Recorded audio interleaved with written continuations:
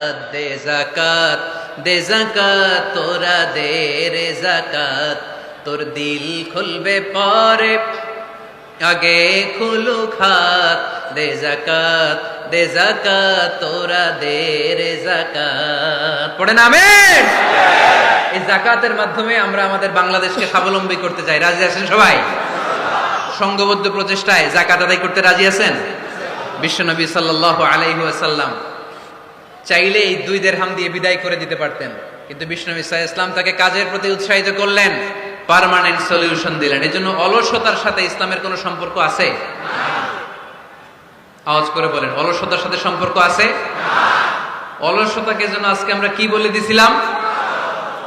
ভুলে গেছি? আরো জোরে।